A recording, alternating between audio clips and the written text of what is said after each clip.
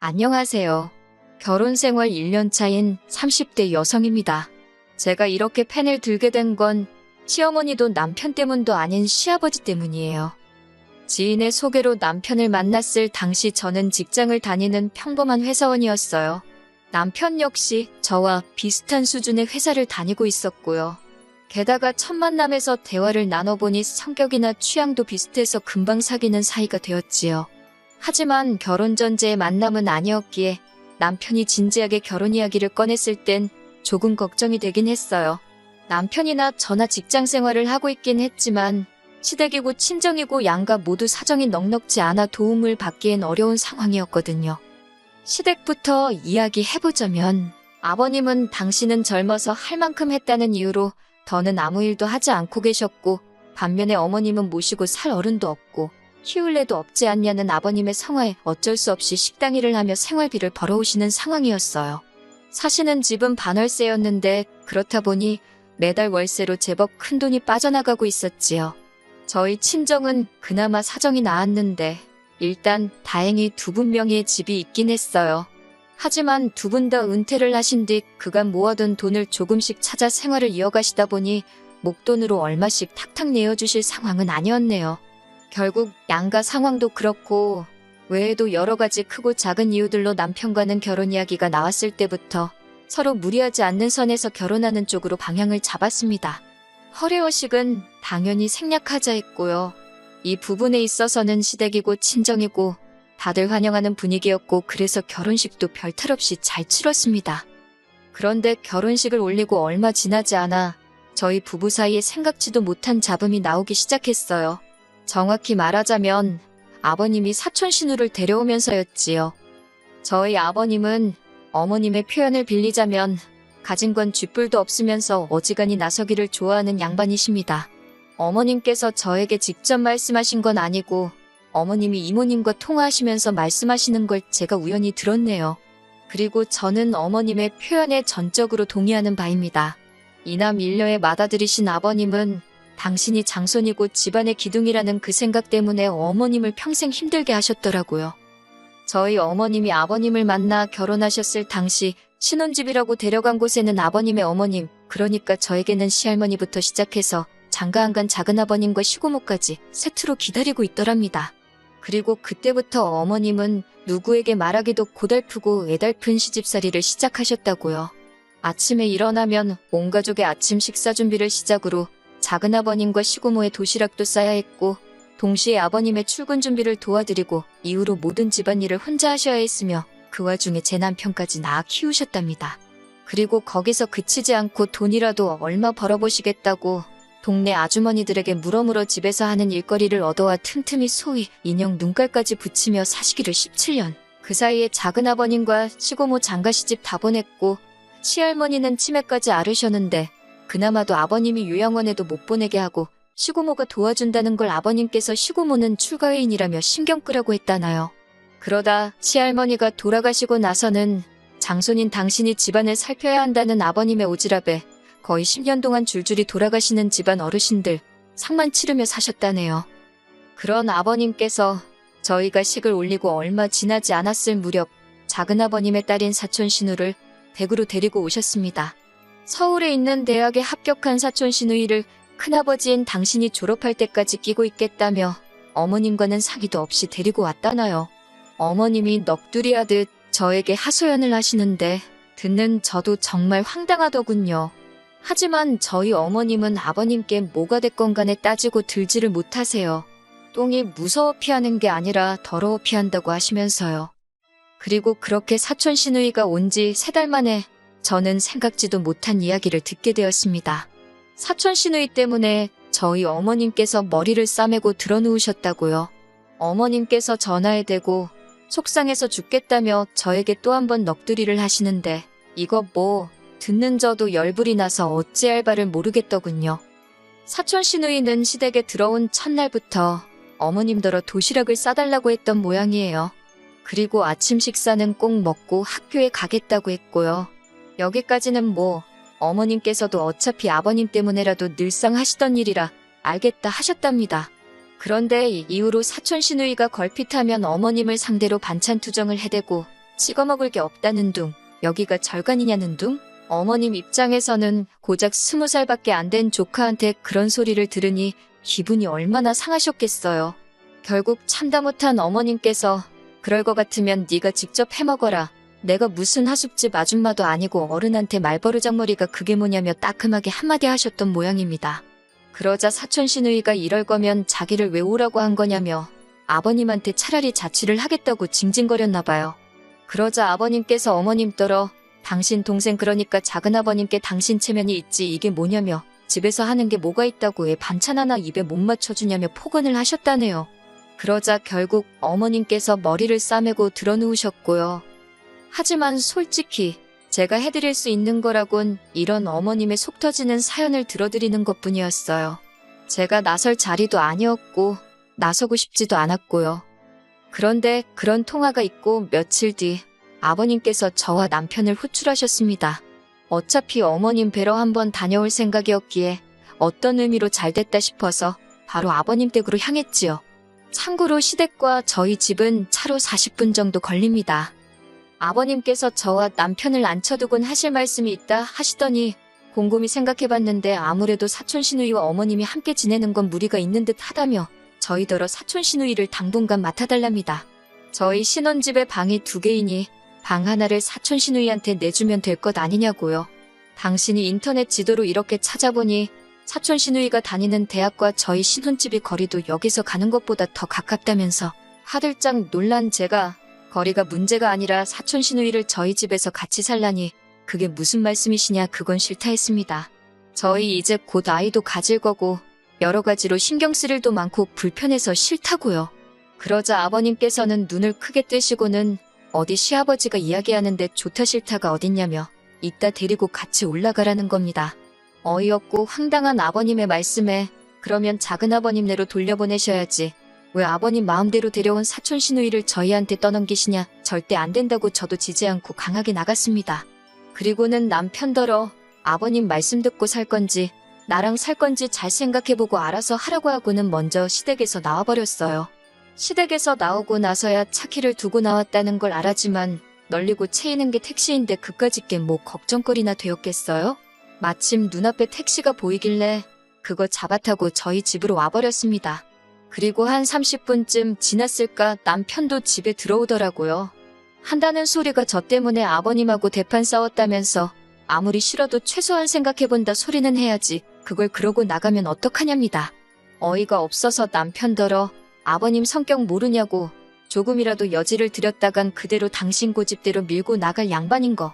그리고 혹시나 해서 말해두는데 나는 절대로 어머님처럼은 안 살 거니까 행여나 세게 나오면 내가 어머님처럼 졸아서 당신 말을 들을 거란 생각은 당장에 집어치우라고 했어요. 첫 부부싸움이 어이없게도 아버님과 자리에도 없던 사촌 시누이 때문이란 사실이 너무 불쾌하고 속상해서 저도 말이 거칠게 나갔네요.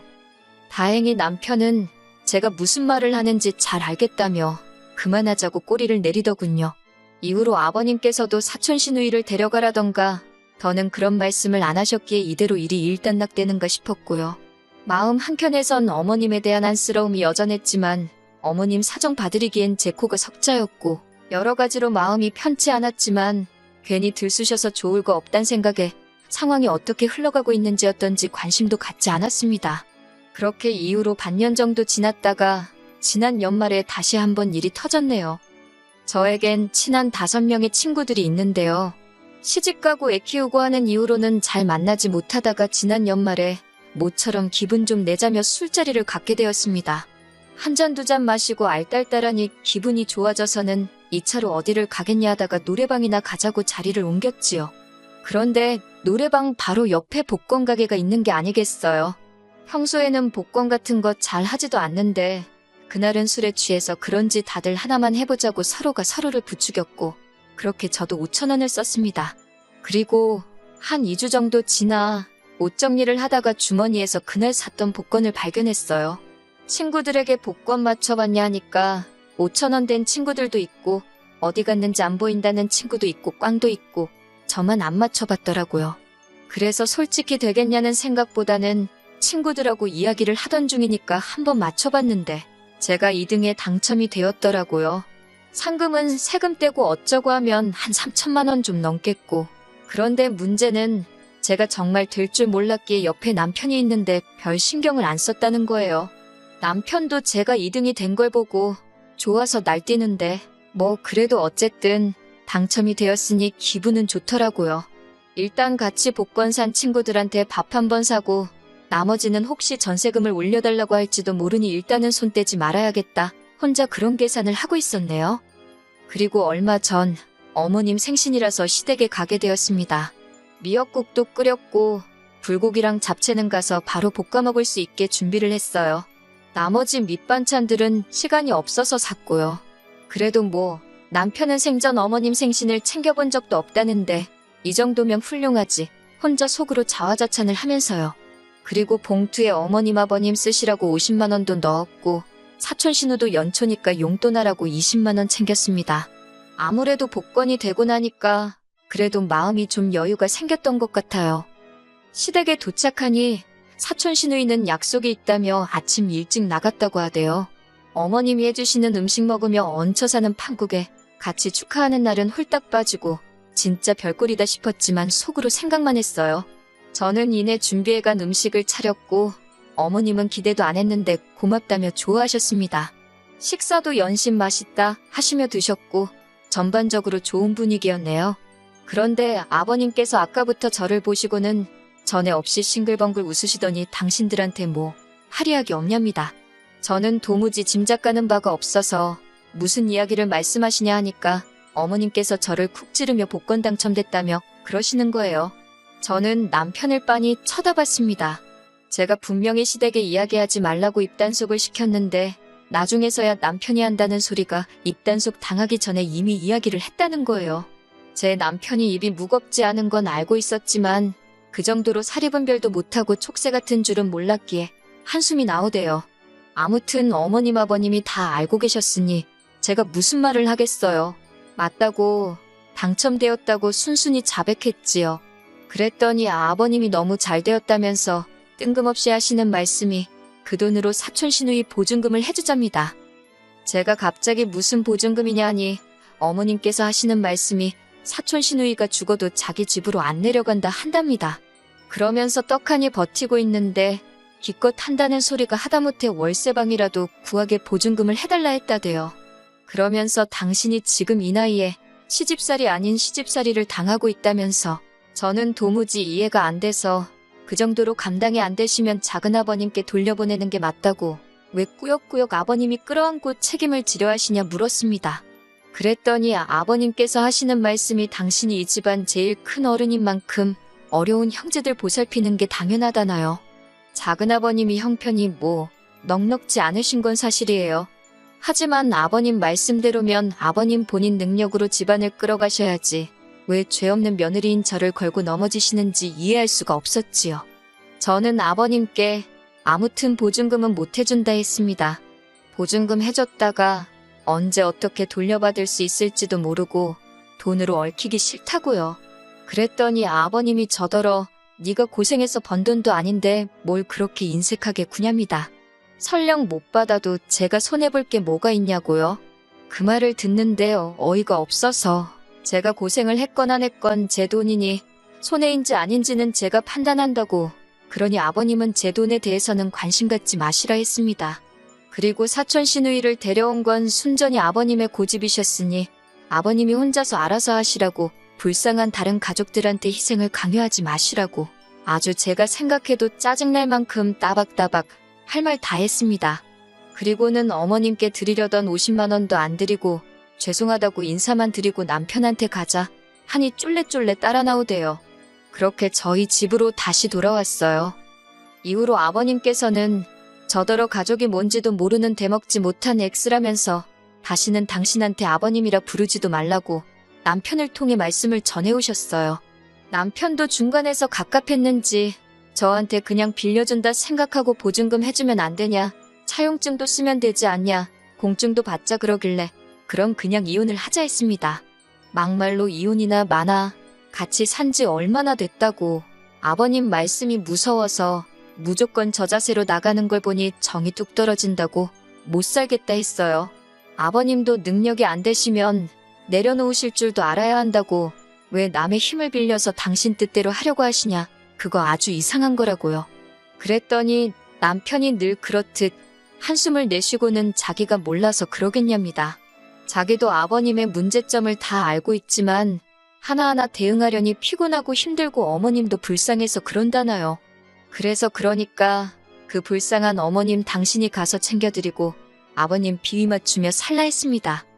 나는 그렇게 못 산다고요. 그리고 결국 남편과 저는 서로 감정의 골을 메꾸지 못하고 그렇게 헤어졌습니다. 남편이 결혼할 때 해온 돈이 4천 정도였는데 그 돈이 저희 지금 사는 집 전세 보증금에 들어가 있었거든요. 그래서 제가 복권 당첨금에 모은 돈 약간 보태서 내줬습니다. 그제서야 남편이 저더러 3천만 원이 뭐라고 자기랑 헤어지냐고 따지길래 3천만 원 때문이 아니라 네 고집불통 아버지 때문이니까 가선 네 아버지를 원망하라 했네요. 더 어이없는 건 사촌 시누이가 싸가지도 없고 개념도 없는 건 맞는데 솔직히 사촌 시누이 자체가 저를 힘들게 한 건 없거든요. 한 번을 저한테 직접적으로 밥을 달라 떡을 달라 한 적도 없고. 그런데 아버님의 괜한 욕심이라고 해야 하나 책임감 아무튼 쓸데없는 오기에 멀쩡한 아들 부부 이혼하고 어머님이야 뭐 어머님도 책임이 아예 없으신 건 아니지요 뭐. 나중에 부디 조카가 큰아버지의 희생을 알아줘야 할 텐데요. 아무튼 친정부모님께서는 이 모든 상황을 들으시고는 뭐 그런 인간이 다 있냐면서 저희 어머님이 불쌍하답니다. 저는 뭐 솔직히 불쌍한 사람은 없고요. 다들 한심하기 짝이 없네요. 그래도 저 먼저 깨우치고 빨리 발을 빼서 다행이다. 그런 생각이에요. 원래는 애도 가져야 하고 해서 다음 달쯤 회사를 관두려고 했는데 관두고 이런 일이 생겼으면 억울해서 어쩔 뻔했는지. 아무튼 앞으로 좋은 일이 있으려고 새해부터 액대만 셈치려고요.